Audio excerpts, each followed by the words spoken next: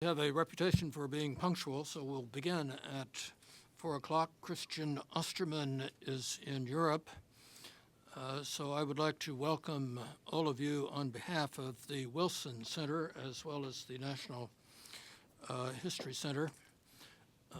We do have a sort of ritual where we introduce ourselves, just your name and your affiliation.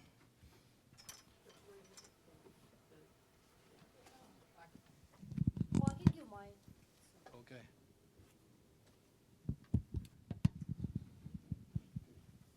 Arnita Jones, historian.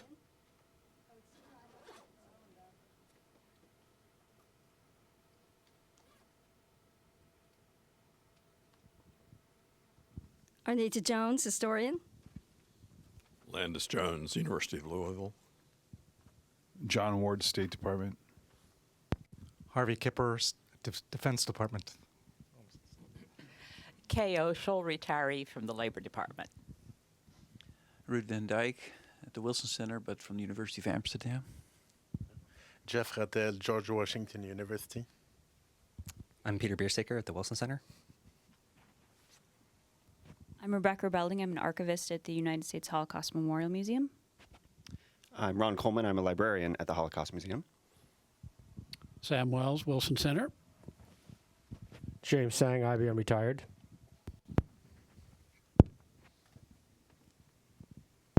Michael Neufeld, Smithsonian. Don Wolfensberger with the Wilson Center. David Painter, urbanist with World Bank. Stephen Shore, the PBGC. Dick Arndt, retired cultural diplomat. Francis Trix, the Wilson Center and Indiana University. Maggie Paxson at the Berkeley Center for Religion, Peace, and World Affairs at Georgetown. And I'm Marian Barber from the National History Center, and I wanted to take this opportunity to let you know that around the table will be coming a clipboard with a sign-in sheet. And if you are new to us, or if you're not new to us, but you've never actually told us who you are and that you would like for us to put you on our mailing list, this is not the Wilson Center mailing list, but the National History Center mailing list. We hope you'll sign in. It'll be coming around. Our speaker this afternoon is Charles King. We were talking beforehand about things in common. Charles is a Fulbright scholar as well as a Marshall scholar and was studying at St. Anthony's College, doing his work, his doctoral work on the Soviet Union at the time that the Soviet Union collapsed, just for a bit of excitement doing one's scholarly research. Charles is professor of international affairs and government at Georgetown. He is the author of at least a half-dozen books, the most recent of which is Odessa, Genius and Death in a City of Dreams.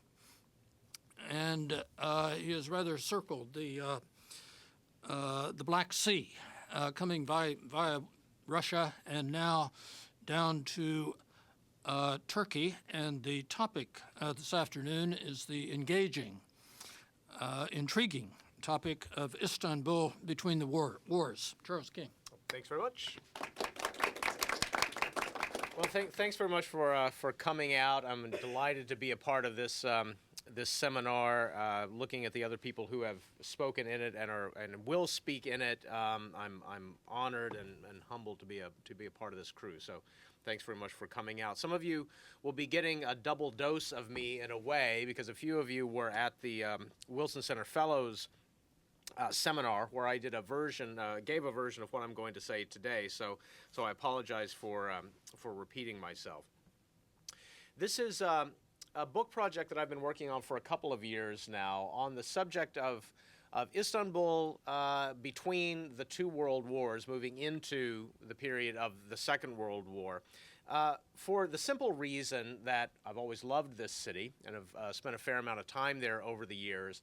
And it also struck me that this city was a remarkable window into the rise and transformation and persistent problems of one of the pivot countries of the 21st century, and that's, of course, Turkey as a whole. The old capital of the Ottoman Empire, the predecessor state to the modern Turkish Republic, that was in a way cast off by the Turks in 1923 with the creation of the Turkish Republic, when everything, the attention as well as the administrative offices, shifted to the east, to Ankara, to Anatolia, to a focus on being Turkish rather than being Ottoman, as the old empire had been. 1923 represented, I think, in the modern history of Turkey, of course, not only the creation of the Turkish Republic, but also the beginning of a reimagining of what it meant to be indigenous in this part of the world, what it meant to be a Turk, what it meant to be the most legitimate inhabitant of this new polity created in that same year. It marked an attempt to create a purposive break with the past, a way of thinking about oneself, one's community, one's country in very, very different ways from what had come before.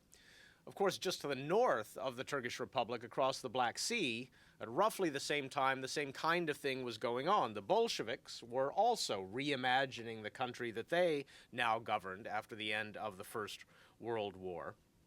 But the Turks were rather different in several different dimensions, even though they too used the term revolution to describe what was happening in their own country. They were in a rather different position.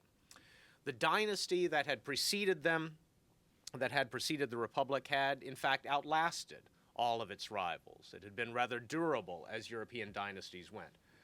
The Ottomans had lasted longer than the Romanovs and the Hohenzollerns and the Habsburgs. The Sultan, the supreme leader of the Ottoman Empire, had not fallen in a revolution. He had not been executed. There hadn't been crowds in the street demanding his abdication.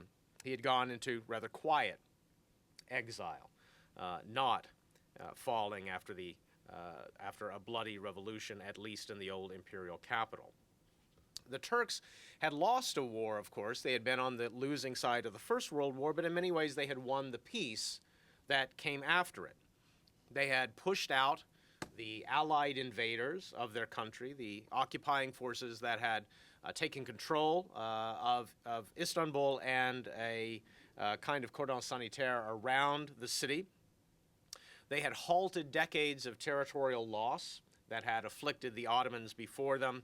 They had halted the decline of the empire that they succeeded, and in the bargain they got an ethnically more pure country out of it, because of course the 1923 Treaty of Lausanne that ended the state of war between the Allied powers and Turkey as a successor state to the Ottomans also included provisions for the exchange of populations that created a much more ethnically pure Turkish Republic, created a rather more ethnically pure Greece as well, and I'll come on to that in a few moments.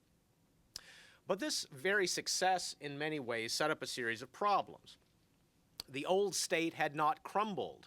The old state and its remnants were still around. The old society had not crumbled from within. It was still around, and it was engaged now in the process of remaking itself. Time travelers in one form or another, leftovers from the old empire, were still around. And one thing I want to argue today is that the modern history of the Turkish Republic from 23 forward can be seen in some ways as the effort to forget about those time travelers, to ignore the old remnants of the empire that are still around. So many of the issues that plague Turkey today, I think, are unresolved problems from the interwar period that we're only coming around now, the Turks are only coming around now to deal with. So the problem that confronted these new nation builders and these new state builders in 1923 was how to create a new country, how to create a new society, how to create a new way of being a Turk when so much of the old was still there, uncomfortably in the way. One of the examples of that is this photograph. By the way, I'll tell you a bit about where these photographs come from in just a moment, but they're all from Istanbul in the interwar period. Rather few of them have ever been seen publicly, by the way, so you're sort of among the first to get to see them. This is a photograph from the very late 1920s of an early meeting of what we would call an alumni association, but a very particular kind of alumni association. These are former employees of the imperial harem of the Ottoman Sultan. They're actually the black eunuchs of the imperial harem, or the Kara al-Lars, the people who were in charge of guarding the imperial household. The few men, being conveniently eunuchs, they were allowed to be in the harem, or the few men who were allowed to see the imperial princesses and others connected with the household of the Sultan. They, of course, wouldn't have dressed like this in the Ottoman period in their starched collars and double-breasted suits and ties, looking rather uncomfortable in them. They're very clearly eunuchs from this period. They have the elongated hands and necks, very tall, the same kinds of things that you see associated with eunuchs in lots of different cultures. That is, young men who were castrated at a very early age and then allowed to serve in the imperial harem. They were still around. They didn't depart with the Sultan. When he left, they were still living in Istanbul, living out their lives throughout the 1920s and 30s as kind of visible reminders of the old empire that had just gone away. Istanbul was full of these people. It was, in fact, in a way, more concentrated with them precisely because the population declined throughout the 1920s. In 1914, the city had a population of about 850,000 people, about two-thirds of whom were Muslim, another quarter Greek, less than 10% Armenian, and then a whole mixture of others, Italians, Circassians, you name it, in this very cosmopolitan city. By the end of the 1920s, the population of the old capital of the Ottoman Empire, one of the great cities in global history, in fact, had declined to around 500,000 people. As folks departed to move to Ankara, as minorities left, as the action moved away from the city to elsewhere. And Istanbul settled into what contemporary writers often describe, most famously Orhan Pamuk, the Turkish novelist and Nobel laureate, describe as a sense of huzun, that is, of melancholy. A city of tumble-down mansions, decrepit, old seaside villas, the leftovers of empire. And that, in many ways, is how the history of this city gets told even today. You will look in vain in most history books on the modern history of the Turkish Republic for anything other than a couple of sentences about the history of the interwar period. The theory being that we all know what happened during that period. The answer is not much, other than decline. But I want to try to convince you today that that's actually not how people experienced it themselves. In no period in human history do folks tend to say, not much has happened here. The things that go on in their lives are the warp and weft of the history that they write. It certainly wasn't the case for this person, who in many ways was the quintessential Istanbulu of the period. He's also responsible for all of the photographs that you're going to see today. His name was Selahattin Giz, and he was born in Salonika in 1914. In what shortly before that period had been a part of the Ottoman Empire, had been one of the major cities of the Ottoman Empire, later to become part of the Hellenic Republic.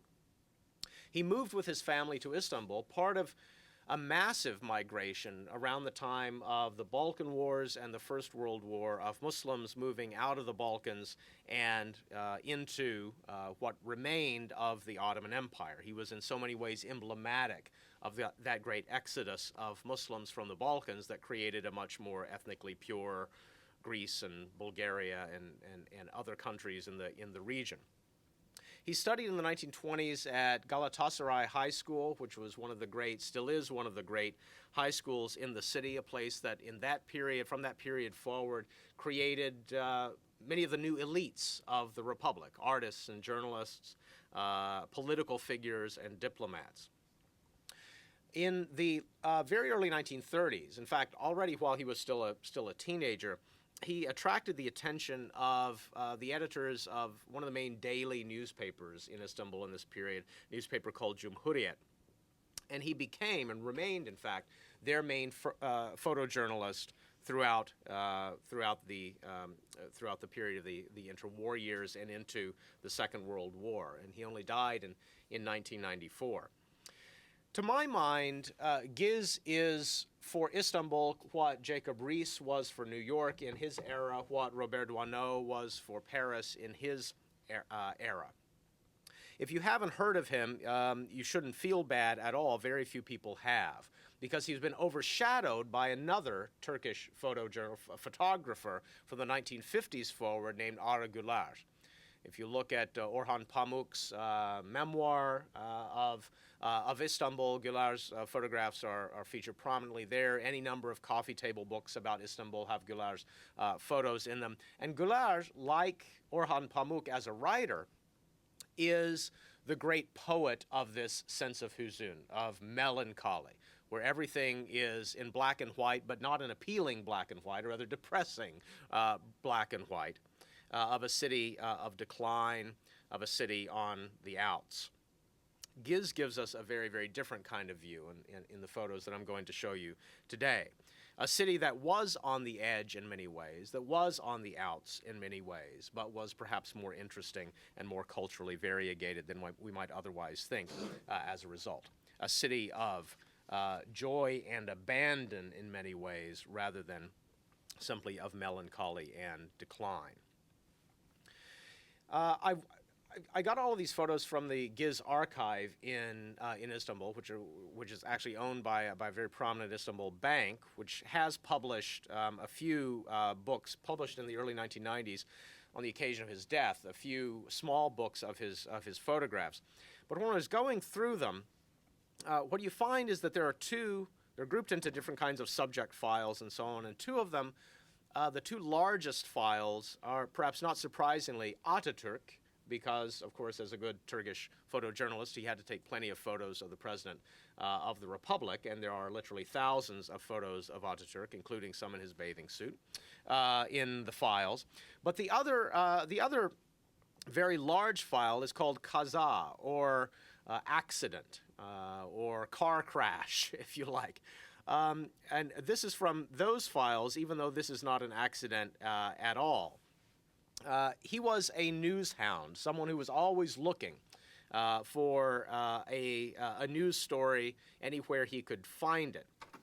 This is not, as I said, an image of an accident, but either a sacrifice on the Feast of Sacrifice, Kurban Bayramı, where the rams are being sacrificed as part of the Islamic festival 70 days after Ramadan, or could well be the sacrifice of rams to inaugurate a new tram on the Tünel line. This is, if you go to Istanbul today, you can still take this tram car that runs from Taksim Square in the European section of Istanbul all the way to Tünel, which is the entrance to one of the world's oldest underground lines, an underground ride that will take you about 1 minute to complete. It's a very short one, but still has the distinction of being a very old one.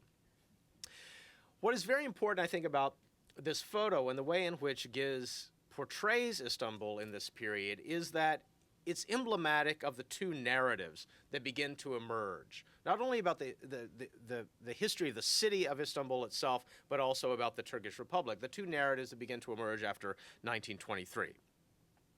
First of all, that the history of modern Turkey is about the reinvention of a secular state, the creation of a secular state that nevertheless placed Muslims at the core of the new national identity that was being created. The very famous phrase that you see on innumerable statues of Ataturk all around the country, "Ne mutlu Türk'üm diyene," how happy is the person who can say, "I am a Turk," or who says, "I am a Turk," place this image of Turkishness at the core of the new national state.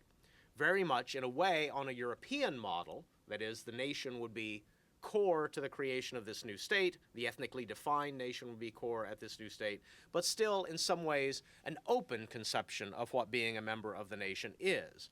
One way of reading that phrase is simply all you have to do to be a Turk is say you are one. That is, to get rid of whatever old identity you might have had in the past and proclaim this new thing, and everything will be well. That's one kind of narrative. The other kind of narrative that you find, I think, in Giz's photographs is, of course, the centrality of Ataturk himself. The idea of this visionary political leader, revolutionary political leader who was almost single-handedly in a Herculean way behind the great reforms of the 1920s and 1930s, almost single-handedly pulling this country out of its backwardness and into enlightenment, civilization, Europeanness, secularism, and so on.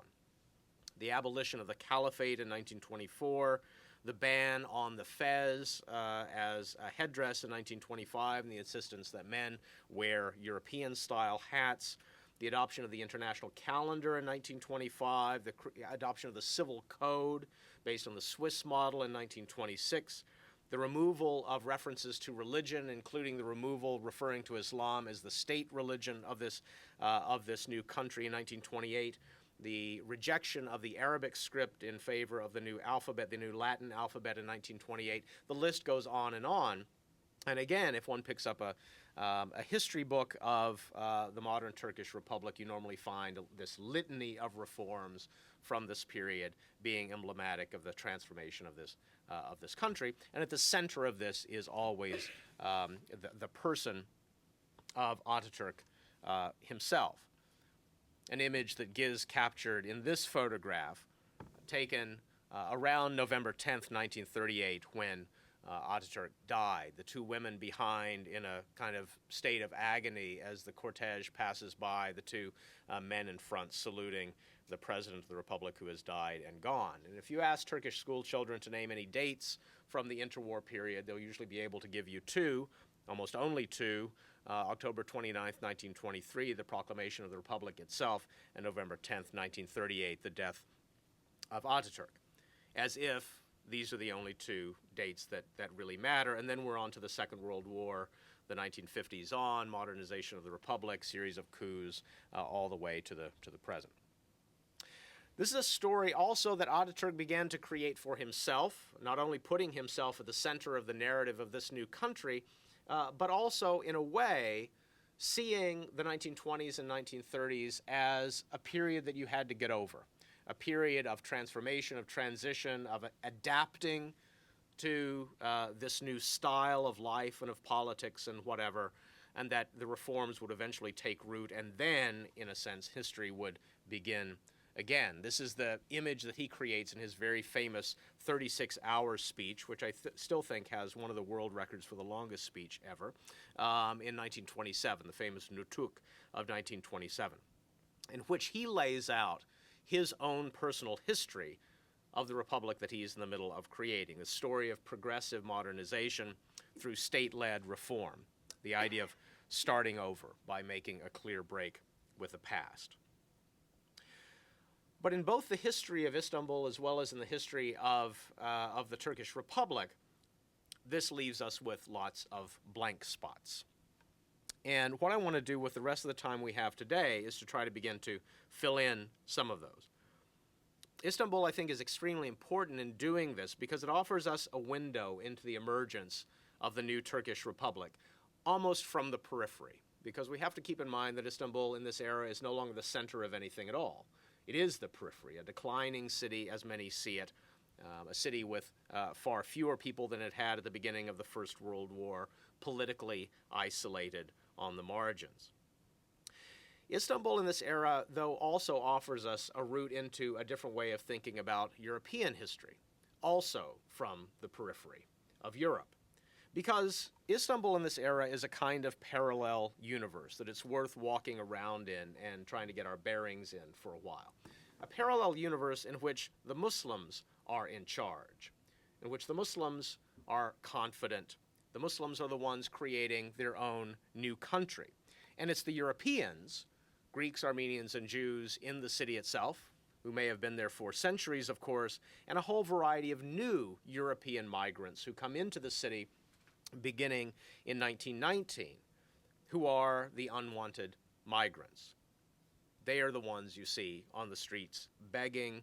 They are the ones who have lost their countries. They are the ones who are the victims of some struggle that they've turned out to be the losers in and end up in Europe's closest Muslim city. And it's perhaps then a salutary thing for European historians in particular to begin to take more seriously the history of the losers of Europe's 20th century, many of whom end up in Istanbul in this period, a time of experimentation and abandon of an urban culture that is in fact at odds with the dominant narrative that's then being developed in the country as a whole. So let's talk about some of these blank spots. One of the blank spots that's very important, I think, and is beginning to be filled in by Turkish historians these days is the history of political dissent in Turkey. A time of, in the 20s and 30s, at least until 1927, dying off after 1927, a time of incredible experimentation, of political utopianism, even of socialism that is being influenced by what's going on in the Soviet Union, but a whole history of a variegated political space that gets written out of Turkish history after 1927, when there's a ban on other political parties besides Ataturk's Republican People's Party. It's also a time when the minorities of the city, who are still a substantial portion of the population, are also, in a way, feeling their own political power. This is in some ways ironic and perhaps even contradictory in a way, because the minorities were in so many ways marginalized over the course of the 1920s in reaction to the Treaty of Lausanne. One of the things that the Turkish government does with the Greek and Armenian and Jewish populations in the city in particular and others is to encourage, forcefully encourage each of those populations, the leaderships of those populations, to renounce the minority clauses of the Treaty of Lausanne. When they were given, under the terms of the treaty, collective minority rights, you have this whole series in 1925, 1926, and into 1927 of bizarre documents that you can still find in the archives in which collectively the Greek and Armenian and other minority populations rise up collectively to renounce their minority rights. Very few minorities would probably do that without a fair amount of pushing from the state. At the same time, Istanbul is still a place where you can find minority groups, political dissenters, and others coming into the street on almost a monthly basis. One of the largest demonstrations in the city takes place in August of 1927, and it's a perhaps bizarre and interesting demonstration. It is a demonstration by, this is not a photograph of that, I mean, I should say, this is only emblematic of people in the street. The demonstration was around something called the El Siniego affair. El Siniego was a young Sephardic Jewish girl who had been killed by a Turkish Muslim suitor. The person was arrested in this affair. The person who allegedly committed the crime was arrested and then released. The fear among the local Jewish community was that this person would completely go scot-free. And people came out by their thousands, Jews and not only Jews, in the city to protest this arrest, one of the largest demonstrations of the interwar period for a purpose that we might not predict in this city. The Turkish left also has a very important history in this period that is often forgotten as well. Turks are looking to the north, to what's going on in the Soviet Union, and the Turkish Republic develops at this stage a kind of ambiguous relationship with its partner across the Black Sea to the north. Because on the one hand, Ataturk is engaged in exactly the same kind of reinvention that the Bolsheviks are engaged in the Soviet Union, the creation of a new republic on the ruins of an old empire. He's even doing it in a kind of Leninist fashion. He creates his own party, very much on the model of the Communist Party of the Soviet Union, shorn of its Marxist credentials, Leninist without being Marxist, you might say. On the other hand, among all of the exiles and immigrants that I was talking about earlier, the most famous of those is this person, Leon Trotsky, of course. Because the relationship with the Soviet Union, Turkey's position, its strategic position in the entire region, is complicated by the arrival of many people who had lost battles in their own homelands and took their grievances with them to Istanbul. This is, of course, Leon Trotsky and his wife, Natalia Serova. Trotsky came to Istanbul. It was his first stop after being exiled from the Soviet Union in February of 1929. He arrived in the middle of one of the worst winters the city had seen in living memory. The same month, in fact, the Orient Express had been stuck in a snowdrift on its way across the Balkans. If that story is familiar to you, it's the thing that gives rise to Agatha Christie's murder on the Orient Express. Trotsky arrives about 10 days after the train is freed. He actually comes by ship from Odessa with an icebreaker ahead of it. On board is Trotsky himself, his wife Natalia, their son Lyova, and a couple of guards from Stalin's secret police. He was probably also the most reluctant visitor ever to come to Istanbul, because before he even gets off the ship, he hands a note to the guards, which they in turn are instructed to pass on to Ataturk, that simply protests his arrival in this country. He says, "I'm coming here under duress." Ataturk's response has not been recorded. He stays in Istanbul until July of 1933. So he is, throughout that period, one of the most illustrious, perhaps the most illustrious old exile, having been booted out of the Soviet Union by Stalin, the most illustrious of the old exiles then in the city. Stalin had good reason for encouraging him to go to Istanbul, not only because he could be watched there. There was a very large Bolshevik secret police presence in the city. In fact, one of the ironies of history is that one of the people who welcomed Trotsky initially into the embassy — he stayed in the embassy for a few weeks before he was able to find a villa on one of the islands in the Sea of Marmara, where he spent the rest of his time in the city. One of the people then working at the embassy, the Soviet embassy, in fact, the station chief for the Stalinist secret police, was the person who would eventually organize his execution in Mexico City, a person named Leonid Eitingon. He was not the literal hatchet man. We know, of course, that was Ramon Mercader, but he was the person who was waiting outside in the car while Mercader did the job not very cleanly on the inside of the villa in Coyoacan. But the other reason, not only the proximity and that Turkey was one of the few countries that would actually take Trotsky — Stalin would have been happy for him to go to Germany or Norway or France, but of course none of those countries wanted him either. The other reason that Istanbul was a particularly good place to go was because of these people. Not these two women in particular. But these were in some ways the people that Trotsky feared the most. They were the folks that the Turks today still call the Beyaz Ruslar, or the White Russians. Because about a decade earlier, in fact exactly a decade earlier, before Trotsky had arrived in 1919, the city was host to its first large-scale exile community. About 140,000 Russians, Georgians, Armenians, Azerbaijanis, Ukrainians, Balts, and others came with the forces loyal to the old Russian Empire, led by the great White Russian general Pyotr Wrangel.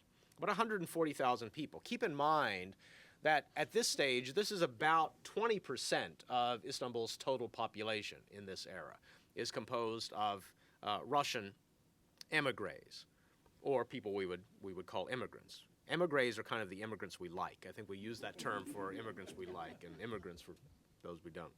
In any case, about 140,000 of them flow into the city. It's a major refugee crisis. And it revealed to many local Istanbulus, both Muslim and otherwise, how precarious their own situation was. If in fact they could be inundated by these folks losing some other battle that they didn't have much of a stake in, how much better it was to move your capital somewhere else out of harm's way. It convinced many people in this era that Istanbul was essentially unreformable as a capital city, and cemented Ankara's place as the new capital of the republic. The reason, of course, these folks were of interest to Trotsky, the reason he kept armed guards on call at his villa in Büyükada, the reason he very rarely came off the island and into the city itself, was because, of course, he had plenty of enemies within the White Russian community. Trotsky had been the leader of the Red Army, and he was now suddenly surrounded by people who had been his exact opposites on the battle lines of the Russian Civil War. Both of them, ironically, losers in the great contest for control of Eurasia, both of them ending up in the same city, the White Russians, and the leader, one-time leader of the military arm of the Reds, Trotsky himself. The White Russians are, most of them eventually depart by 1922 or so. There is a major effort to aid them, a lot of money flowing from the United States actually to aid the refugees, to create camps for them on the outskirts of Istanbul, eventually to resettle them in Serbia, move them on to France, eventually even move them on to the United States. Wrangel's partner, Anton Denikin, the other great Russian general from this period, eventually ends up in the United States. He died in Ann Arbor, Michigan, and was buried in Ann Arbor, Michigan, until Putin dug him up a couple of years ago and moved him back to Russia. All problems from the past forgotten. But the White Russians do have a major impact on the culture of the city that in so many ways can be felt even to today, because this was the era of the development of something that had never before been seen in Istanbul, at least in its European form. That is, jazz bands, restaurants, and clubs. The Russians bring with them a popular culture that they had, of course, pioneered, experimented with in Moscow and Petersburg. They transfer that in so many ways to Istanbul in this era. One of the most important restaurateurs and club owners of this period was, ironically, an American, an African-American, as it turns out, by the name of Frederick Thomas. Born in Mississippi, moved to Moscow at the very end of the Russian Empire to escape racism in the United States, becomes probably the most famous restaurateur in Moscow in that era, owning a restaurant called Yar. And then flees with Wrangel to Istanbul, sets up a club called Maxim, which is still around to this day, although much changed from the era of Frederick Thomas. But what places like Maxim pioneered was a kind of mix of Ottoman music, Ottoman art music, sanat music, that this sort of Ottoman courtly music with 1920s jazz. And it's a remarkable combination of things that you can still listen to today. A couple of CDs have been released over the last decade or so that try to recreate this musical and audible world of Istanbul as it existed in this period. By 1927, the city authorities in Istanbul had even placed a ban on the Charleston. Not because it offended local sensibilities, but, at least according to U.S. diplomatic reporting, because there were too many bruises and hospital admits as a result of it. Very different version of the city from perhaps what we're used to thinking of Istanbul as. As I said, we can get a sense of this audible world because Columbia Records was around to record it, and there are remarkable examples of this mix of Ottoman art music and jazz from this period, using traditional Ottoman courtly instruments such as the oud, and using it for new global popular culture purposes. But here again, the immigrants end up mattering. But not the immigrants to Istanbul so much as the immigrants from Istanbul. Because, of course, Columbia is only interested in recording all of this stuff because it has a market. And that market is in France and in Britain and in the United States. Greeks and Armenians and Jews who left the city in this period and are now buying up the old records by the end of the 1920s that remind them somehow of the city they left behind. Remarkable example of the intersection of popular culture and migration. But then, of course, that's the story of lots of forms of popular culture from bluegrass on. It's not traditional music at all. It's what people in other places imagine their traditional music was. And that's so much of what defines the pop culture of the city in this era. The new generation of Turkish elites, of course, come into their own in the late 1920s, the sons and daughters of people who were Istanbulis for really only a single generation, who are recreating, or creating, I should say, this kind of mixed and raucous, if you like, Weimar-like culture that they themselves were in the process of inventing. You see Selahattin Giz himself there. He obviously didn't take, on the right-hand side of this photograph, he didn't take this photograph himself. It was perhaps taken by a friend or an associate of his. They are reimagining themselves as modern and European and secular and worldly at exactly the time that their city is reimagining itself and their country is reinventing itself. There is perhaps no other single group, though, whose lives are, no other social category whose lives are transformed as much by the early years of the Republic as women. Perhaps, especially, I would say, Turkish or Muslim women in this period. The feminist movement, which dated from the end of the Ottoman Empire, suffered just about as much as most other civil society institutions after 1927. That is to say, being subsumed under an Ataturk-dominated one-party state. Feminist groups, feminist movements, feminist institutions as such come under a great deal of criticism and threat after this period. But as a social category, women's lives, I think, continue to be transformed. Newspapers are filled with firsts. The first female pilot, the first female surgeon, the first female wrestler, all of which are reported on by Cumhuriyet and other newspapers. Women fill up public space, particularly Turkish and or Muslim women fill up public space in ways that they never had before. They are told to be and think themselves to be modern and civilized, the two words that you hear most often in descriptions of what the Ataturk reforms, the Ataturk revolution, is meant to do in this period.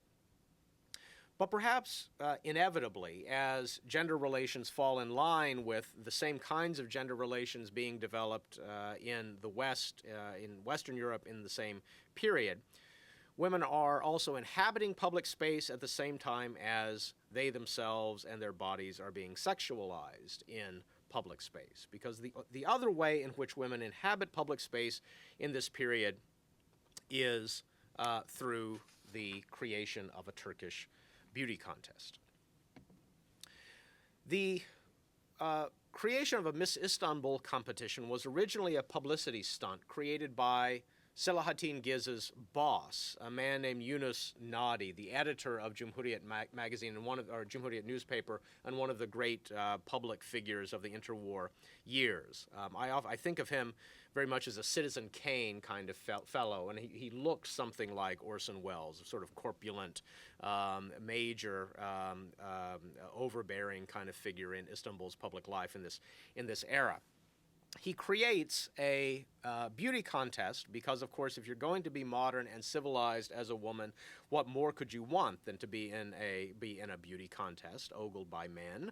And so even though these things are chaste by modern standards of these kinds of things, they nevertheless fall in line with the way that West Europeans are creating pageants to showcase what the new Turkish woman will look like. These contests yield a person who was perhaps the most famous woman in Turkey in this period, and for a moment, the most famous woman in the world. Her name was Keriman Halis. She died only about 10 months ago, and I missed interviewing her by just a couple of months, unfortunately, even though I did talk with members of her family, her daughter and granddaughters. She was the Miss Istanbul in 1932. She was Miss Turkey 1932, and she went on to win something that at the time was called the International Pageant of Pulchritude, which is a magnificent name. We know it, if you follow these things, as the Miss Universe competition. She was the first and only Muslim ever to win the Miss Universe competition.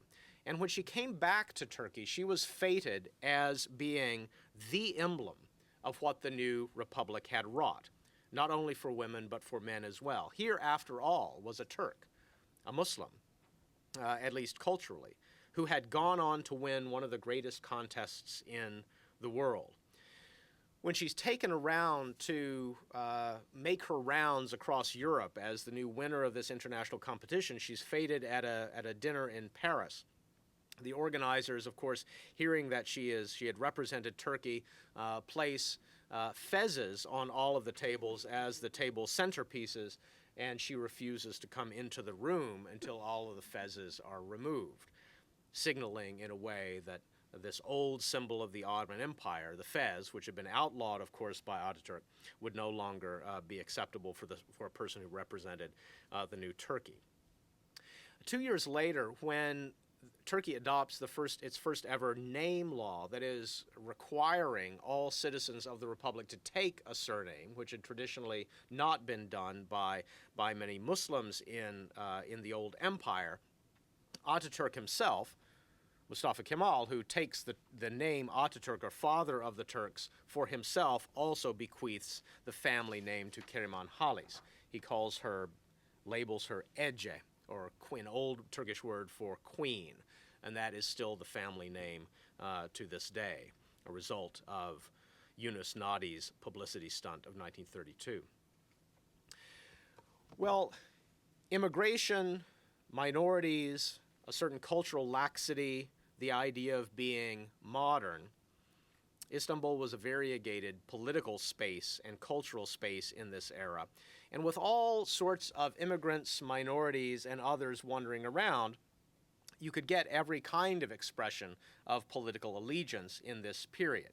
Here, Selahattin Giz has captured some Italian fascists walking through Taksim Square, one of the main squares in the European section of central Istanbul, walking past the monument that Ataturk had created in Taksim Square, just sort of behind the folks doing the Roman salute, the Republic monument that showcases the modernity of the new Republic. In fact, if you look at the Republic monument just behind, one side shows the War of Independence with Ataturk and his major generals all kitted out in what would have been their Ottoman military uniforms of the era, the other side showing them in modern Western-style suits. They've sort of come through the monument, come through to create a new modern republic. National purity, just like in the rest of Europe, becomes an obsession during this period as well in the 1930s, with the rise of the so-called Turanian movement, that is, Turks who seek to root Turkish identity in Central Asia and in a kind of cultural purity, much on the model of Italian fascists or German Nazis in this period. Yunus Nadi is even one of the characters who is important in this, as it turns out, not so much as a Turanian himself, but certainly in the anti-Jewish diatribes and anti-minority, anti-Greek, anti-Armenian diatribes that he publishes in Cumhuriyet. The other way in which this world, the conflagrations of Europe in this period, find their way into Istanbul is via the growing ties between Turkey and Germany. Turkey, in its relationship with Germany, repeated in many ways its relationship with the Soviet Union. Just as Turkey had harbored the outcasts from the Soviet Union, whether they were White Russians or Trotsky, while also creating relatively good relations with the Soviet state, so too the Turks are able to take in many of the cast-offs of Germany in the Nazi era, while also having relatively strong ties with the German state. Throughout the 1930s, wave after wave of German professors dismissed from German institutions because they're not sufficiently, because they're either Jewish or not sufficiently Nazi, find their way to Istanbul. In fact, virtually the entirety of the teaching staff at Istanbul University in the 1930s is actually made up of German emigres in literature, in physics, in you name it. In fact, Albert Einstein, had he not gotten the call from Princeton, could well have ended up in Istanbul. He had an offer to go there. There are tourist groups, German delegations, diplomatic missions that go back and forth between Berlin and Istanbul and Ankara in this period. The tourists are there for the standard reasons tourists go to any of these places, to see what there is to see. This is a German tourist group inside the Hagia Sophia, because the other thing that was going on in the 1930s with respect to the tourist trade was the uncovering of the magnificent mosaics from the Byzantine period that you can see now if you go to the Hagia Sophia. Those were rediscovered in 1932, uncovered by a mission from what would become the Byzantine Institute of America, all the papers here in Washington and Dumbarton Oaks, revealing for the first time to the world the magnificent Byzantine heritage of the Hagia Sophia Mosque. This particular delegation we know something about because the person at the center, in his trademark ecru Macintosh, wrote in his diary at the time that, quote, "the folks at home will love the things I bought at the Grand Bazaar."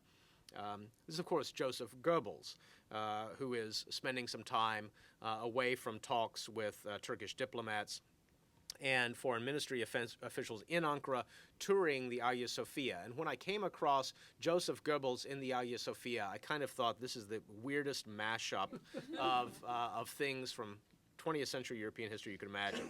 And we know about this because he wrote all this down in his diary. In some ways, it's a way of reminding ourselves of the many currents that Turkey was dealing with, that Istanbul was dealing with in this period. Turkey was, of course, neutral during the Second World War, at least until the very, very closing days of the Second World War. But it was always threatened as it moved closer to one side, to either the Axis or the Allies. Giz has captured here one of the quietest days in the history of Istanbul, an air raid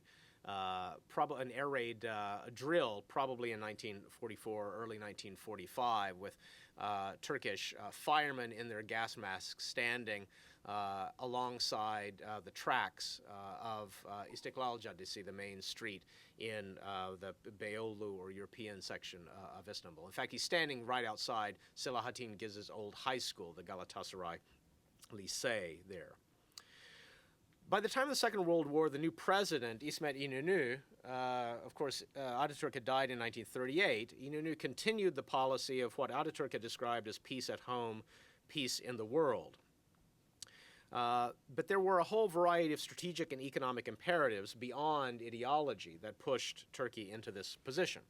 The growing rivalry with the Soviet Union across the Middle East, chrome shipments to Germany, which were an important part of both the German war economy as well as the Turkish export economy, and this belief in a kind of statist and transformative vision, which, of course, Hitler shared and which Ataturk and his successors shared as well.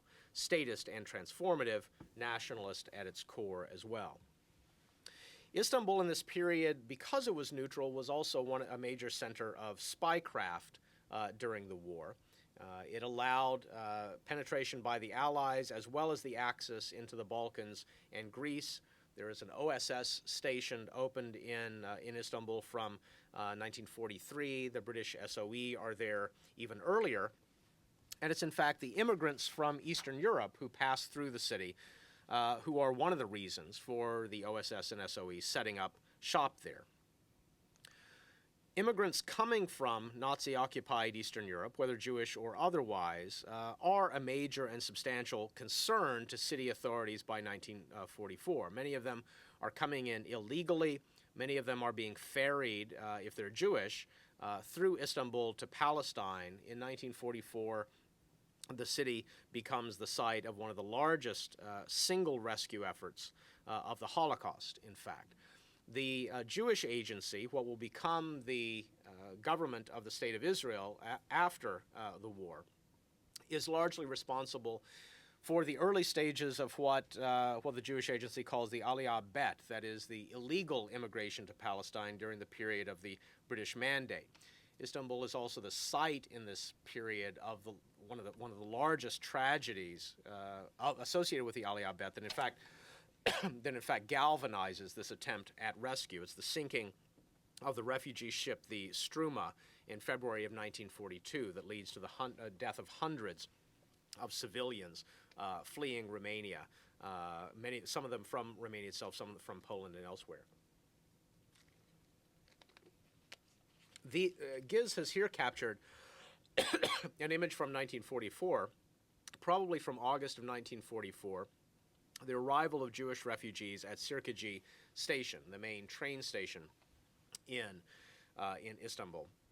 As far as I can determine, and I need to ask the folks from the Holocaust Museum about this, as far as I can determine, this is most likely a convoy of people who have been taken off a 3-ship convoy, one of which sank in August of 1944. 3 ships called the Mefkure, the Bulbul, and the Morina, the survivors of an awful tragedy, yet another tragedy on the Black Sea.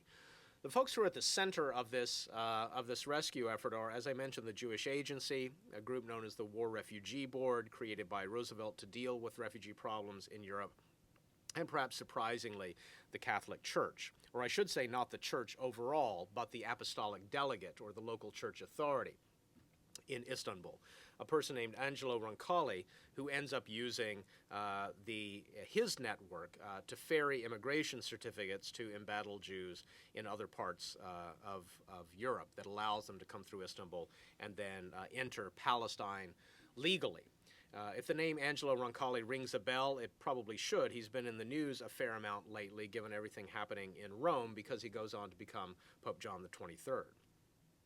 And it's his experience living in a Muslim country, living in a multicultural and cosmopolitan city on the edge of a period of incredible movement, migration, and change that, in fact, I think shapes his worldview that he eventually brings to Vatican II. About 13,000 people managed to come through Istanbul during this, 13,000 Jews managed to come through Istanbul during this period. Of those 13,000, though, about a third of them who transit with the Jewish Agency's help are actually local Jews. And this tells us something important about the city in this period, is that even while it's welcoming in so many ways Europeans, from White Russians to Jews during the Second World War, it's also bleeding its own minority populations, with the flight of Greeks and Armenians, especially after 1942, when a very punitive tax is placed on minority populations in Turkey that causes many people to leave. This, in so many ways, is the contradictory story of this city, I think. Immigrants coming in, immigrants with an I coming in, immigrants with an E going out, all in a time of incredible historical change. Looking at this, I think, looking at this period, helps us perhaps fill in some of the blank spots in Turkey's past, uncovering some lost narratives also about Europe's 20th century as well. We can ask ourselves what happened to Europe's losers, the White Russians, those German professors, Jews on the run, many of whom ended up in Europe's largest Muslim city, remaking their own lives at precisely the time that Istanbul and Turkey as a whole were remaking their images of themselves. There's a cliche about Istanbul's history that you can read in any tourist brochure, that its past is many-layered. As tourists say about any place they go, there's just so much history there. And it's true. I suppose there's no more history there than there is anywhere else, but it seems like that it confronts you in a way in Istanbul that it perhaps doesn't elsewhere. It's easy for us, I think, to think of Turkey's history as being something like this man that Giz captured, always running to catch up with the rest of Europe. But it's perhaps worth our remembering or using the history of Istanbul as a way of thinking about Istanbul's own past as well, and what happened to all of those people who were running not to catch up with European history, but in fact running away from European history. So I'll stop there. Thank you.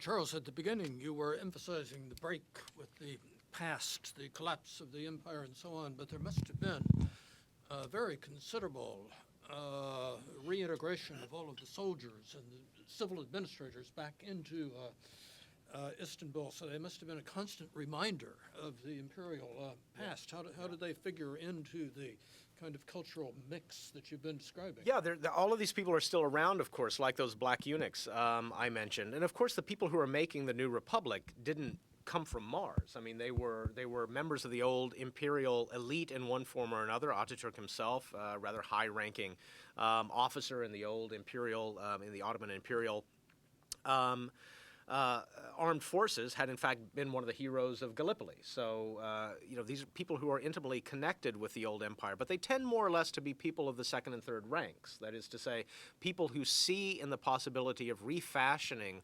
this state a chance to refashion their own lives as well.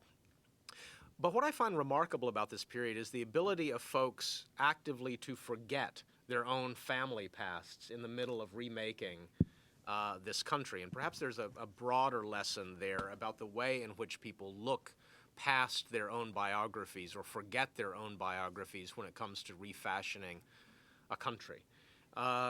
Because, just to give you one example, Keriman Halis, the famous Miss Universe and Miss Istanbul, was the great-granddaughter of the Sheikhul Islam of the Ottoman Empire. That is to say, of the highest Muslim religious authority in the empire, save the Caliph himself, the universal head of the Islamic community in its temporal sense.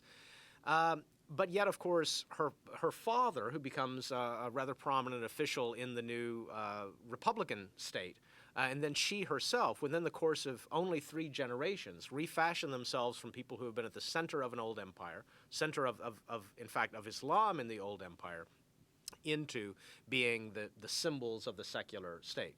So you're right, there is far more continuity than this ideology of a break, which becomes the standard narrative, the standard way of talking about Turkish history, even up to today, far more than that would allow. Wouldn't you say, I don't think I need this, do I? I do? Okay.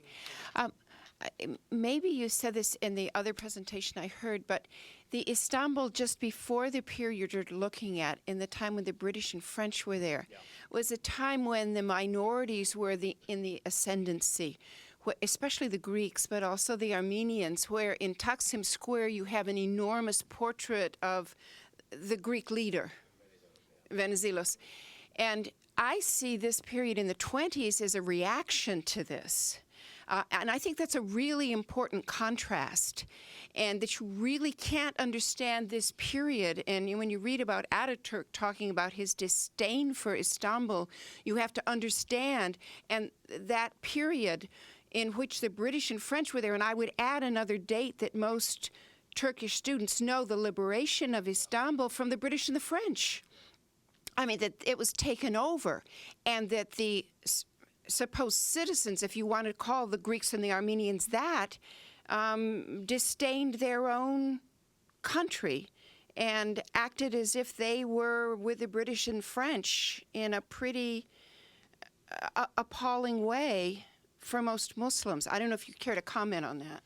Yeah, I mean, I think I would agree that that during the period of the Allied occupation, from 1918 to 23, there's this tendency, I think, on the part of the Allies to believe that the only people they can actually work with and through are minorities within within Istanbul.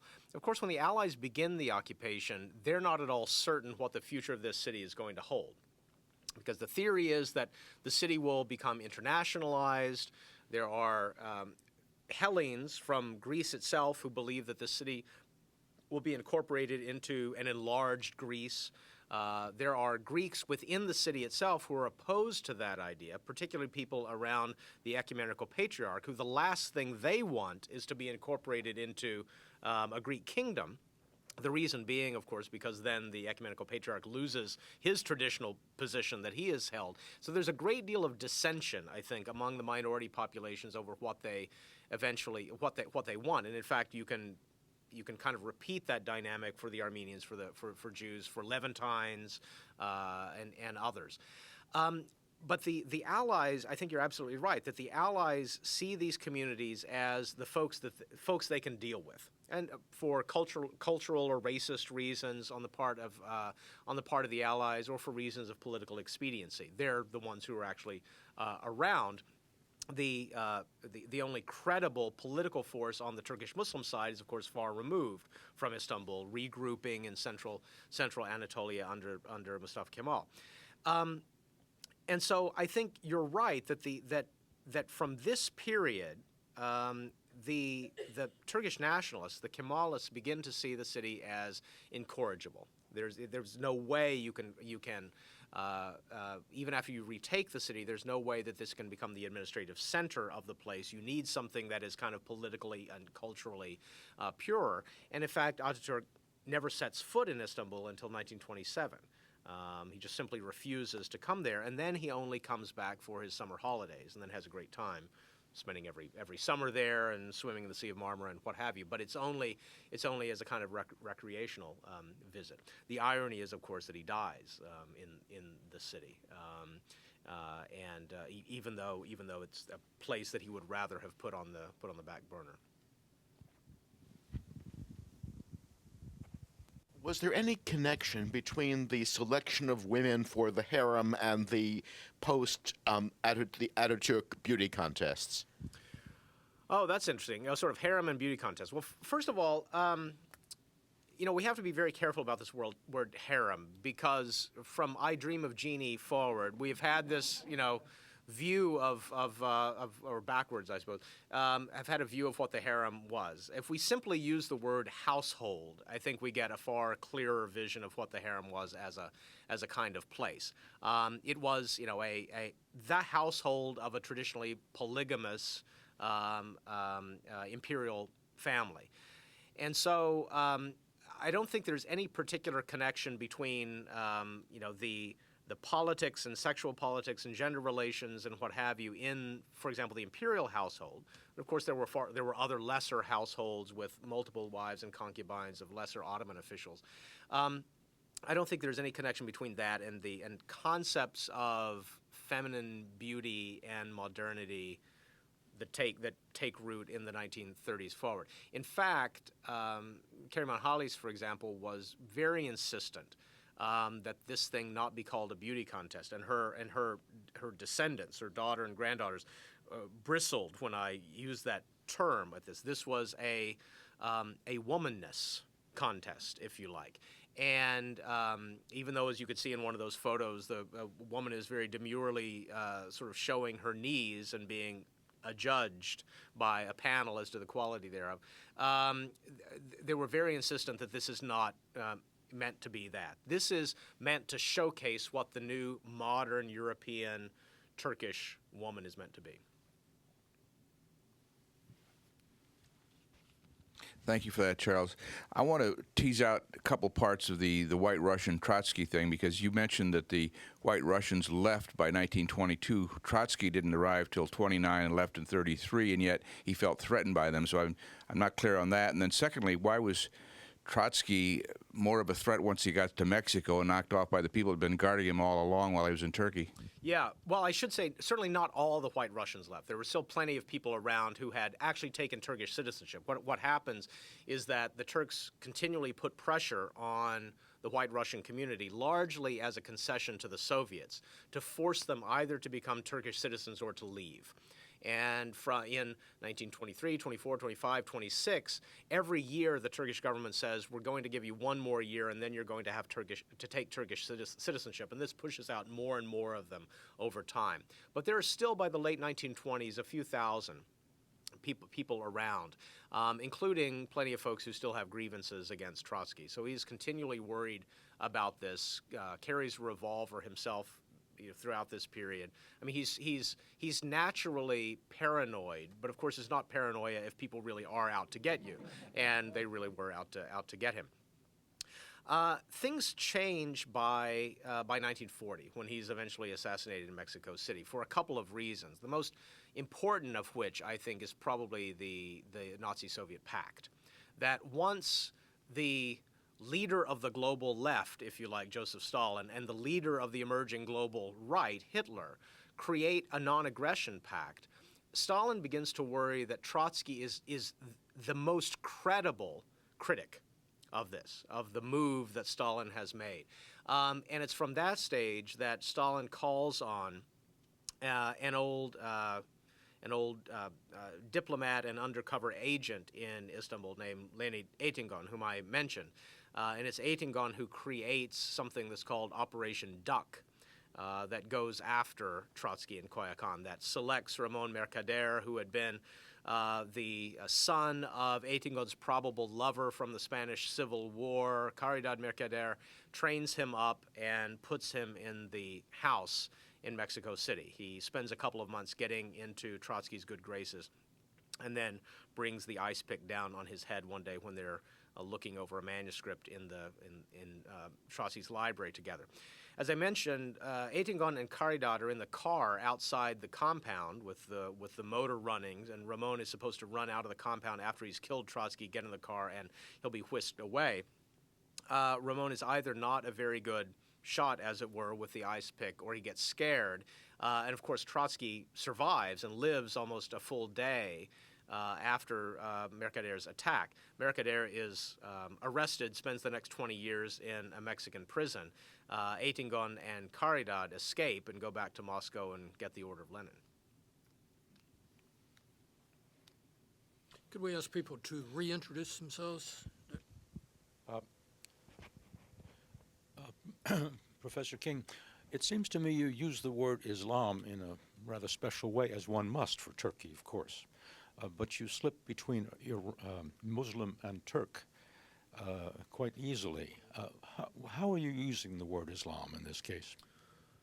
Well, you mean the word Muslim, sort of the, yeah. No, you're absolutely right. That I have used this term most of the time to describe people we would now describe as Turks, even though understanding that these categories are rough at the edges and bleed over into other things in the edges. But in the 20s and 30s, I think it's not.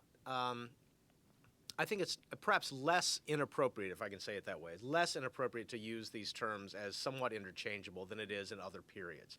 Because, of course, the version of Turkey that Turkish nationalists are creating is one in which being Muslim in a cultural sense and being Turkish in a quasi-ethnic sense essentially amounts to the same thing, right? This is a country that's being created by, of, and for a relatively narrow conception of the polity. It's standard kind of nationalism, right? I tend not to use the term Turk very easily before 1923 because I think one of the bits of the Ataturk Revolution is the elevation of that term Turk to a kind of national status that it simply didn't have in earlier eras. Does that get it?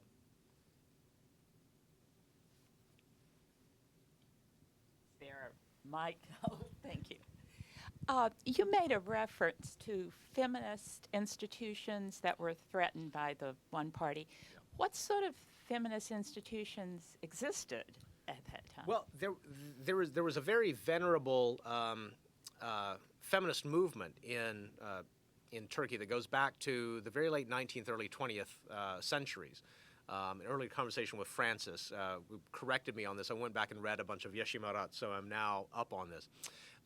There was a very venerable feminist movement that was in fact intertwined in many ways with the Young Turk movement that creates the revolution in 1908, that then is the foundation stone of the Kemalist reforms later on. One of the most important figures in this is a woman named Halide Edip, who is part of the War of Independence, who actually has a military rank within the nationalist forces under Ataturk, and creates a whole series of reading circles and what we might now call sort of political action committees, if you like, that are focused on the idea of transforming the legal and public status of women. And if you start going through the reforms of the 1920s, things look actually quite good, at least on the legal side. You know, women are given the right to divorce. They're given full legal equality with men under the Civil Code in 1926. They're fully enfranchised by 1934 with a full and equal right to vote.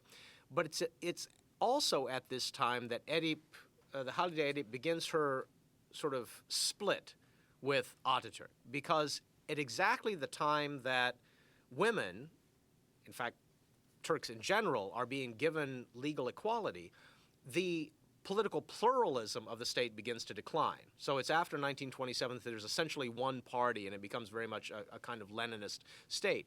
And Halide Edip has this wonderful line in her memoirs in which she says, what good is legal equality? What good is even the franchise in a context in which you don't have any choice among the people you're actually voting for?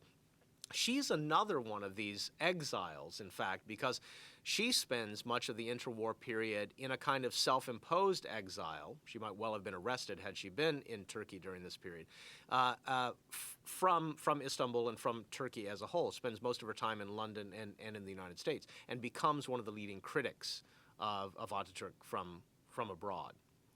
So that entire history is certainly there, but it suffers the same fate of a lot of other kind of social and political institutions after the late 20s.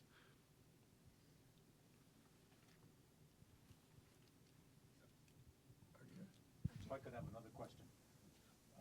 Wait for the I'm sorry.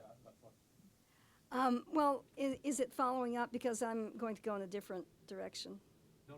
Okay. Well, in my years as director of the American Historical Association, one of the issues that would come up again and again, of course, was the Armenian genocide from Armenians from Turkish groups, American groups.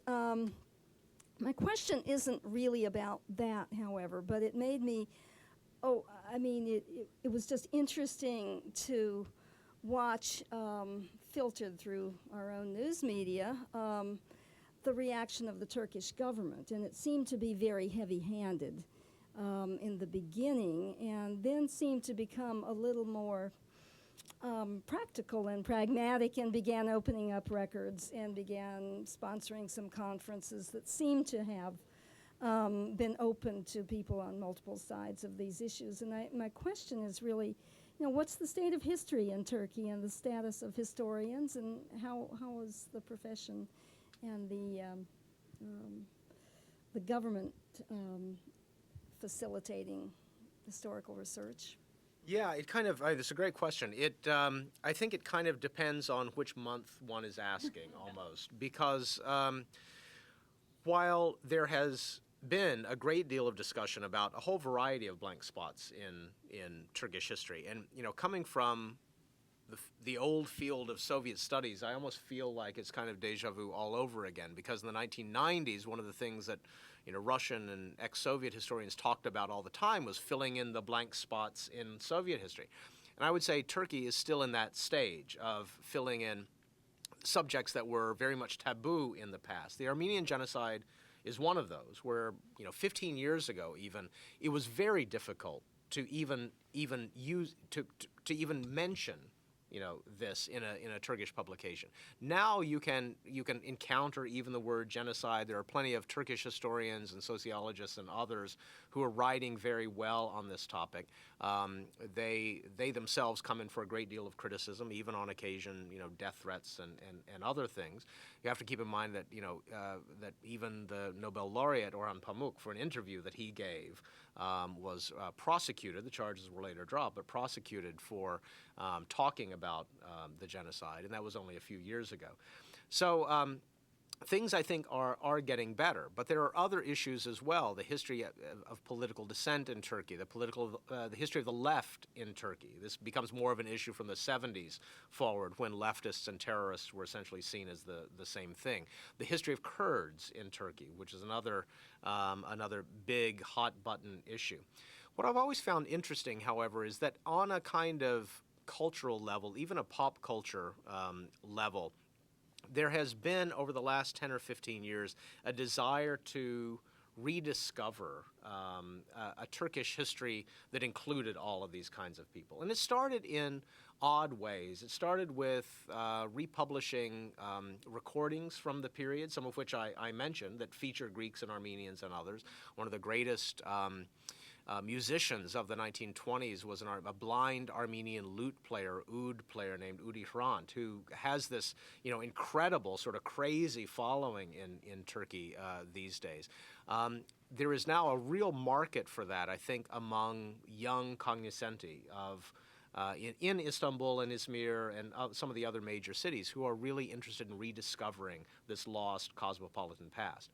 But at a kind of state political level, these things get more complicated because talk of the Armenian genocide is very much linked to the question of Turkey's relationship with Armenia, sort of state-to-state relations with Armenia, which is in turn related to Armenia's relationship with Azerbaijan, which is in turn related to Azerbaijan's relationship to Turkey. So these things, I think, have undergone a massive transformation over the last decade, but still have a very long way to go. But boy, it's much, the discussion is much more sophisticated than it was 10 years ago. Want to say something about the Armenian thing, and you probably would agree with me with the Hrant Dink. Yeah. This is a huge thing that's not government. I'm an anthropologist, so I'm kind of lower down than the politicos. And there was a wonderful Armenian journalist named Hrant Dink who grew up in Kumkapı. Yeah. This is a poor area of Istanbul on the Marmara Sea, and he was just a wonderful man. And I mean, people of all backgrounds respected him. And there was this idiot young man from the Black Sea that was put up to killing him. And his own father took him to the police. And this was 2007, I think it was. I was in Turkey then. And the crowds that came out were tens of thousands. People came out, and there aren't tens of thousands of Armenians still in Istanbul. And they were saying, "We are Hrant Dink," in Turkish. I mean, to me, that was a sea change. I don't know where the government is, but it felt to me that they came out for this human being, and the fact that the young boy who had killed him, his father, it was so wrong, and it was so human. And then every year, the anniversary of this, the wife of Hrant Dink has come out, and the press covers it totally. So that feels like a change to me. Yeah, you mentioned the OSS, but aside from that, you didn't mention any influence of the Americans in Turkey. As you know, James Field's book tells us that it was probably the largest country for missionary education in the world. You also have the interesting impact of the American military leftovers from the Civil War, working with military supply and so forth and so on in Turkey. And then you have these very mysterious visits of John Dewey. If I recall, there were two of them, I think. So there seems to be some effort there, or a natural result in terms of elite formation of an American educational system. Is that true? Well, that's true. I mean, a few of the examples you gave are sort of earlier than the period I was interested in here, but certainly the influence of American missionaries, the Board for American Missions, which is hugely influential, Robert College, the American School for Girls, which educates an entire generation of particularly Greek and Armenian girls in Istanbul, but also Halide Edip, for example, the Turkish feminist I mentioned. She's one of the first Muslim girls to attend the American school, and is an English speaker, and that's one of the things that allows her to communicate to Western audiences. I should say the person who uncovers the mosaics in the Hagia Sophia is also an American, Thomas Whitmore, who is a fascinating and bizarre and sometimes just downright weird historical character. I'm going to use him in the book I'm working on. But he later on founds the Byzantine Institute of America. And if you go and see these magnificent mosaics in both the Hagia Sophia as well as a smaller, but in some ways more impressive church called the Karya Jami, or the St. Savior and Hora church, that's all down to Whitmore's efforts. He tried to join the OSS. He really wanted to join the OSS, as did virtually any American who was in Istanbul during the war, because they kind of both wanted to do their business for the cause, as well as they thought spycraft was interesting and entertaining. But no one would have him. He was just totally unreliable as an informant. What about Dewey, though? And Dewey was there. He made a couple of trips, you're right, in the very early 1920s as a kind of consultant on Turkish, the educational system. But I don't know that he had a lasting impact on the transformation of Turkish education. I think it was the German professors in the 30s who had a much bigger impact. You had described Ataturk's party as Leninist, but did it ever really make any use of sustained terror? No, I mean, well, it depends on how you define terror. I mean, I think for Kurds in southwestern Anatolia, it was a pretty terroristic regime for a while, and the so-called independence courts that were created at the end of the 1920s that actually did execute a number of people, some of whom had been former associates of Mustafa Kemal in the earlier 20s. Those were in so many ways show trials every bit as bizarre as those of the 1930s. So you certainly don't have the level of killing associated with the Stalinist purges. But by Leninist, I simply meant a party that was that saw itself as the vanguard of political transformation and that had at its core a cult of personality associated with the party leader. So I think we should probably begin to draw this to a close. A last question or so?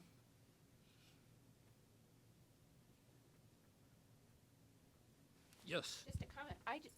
I just want to say I think these photographs are absolutely marvelous. great. I love them. Yeah. I've that era of Istanbul is just almost unknown, and you have brought this out so beautifully. Thanks, Francis. That's nice of you to say. I know it's true, and nobody knows this era, and I think Charles has done a wonderful job. Hey, Charles. Thank you. Thanks, Roger. That was great. Thank you very much. Yeah. Terrific. Absolutely. No, I enjoyed that. Good questions and comments, I'm sure, as always. So, where are you with the actual book? I'm trying to finish this by December. So that's my goal anyway. Yeah, I mean, because I've got a contract and an actual deadline, so which I hope I can actually make. It's going to be absolutely terrific. Yeah, and these photos, there'll be a photo for every chapter, so sort of introducing the chapter in a way that chapters are kind of built around the photos.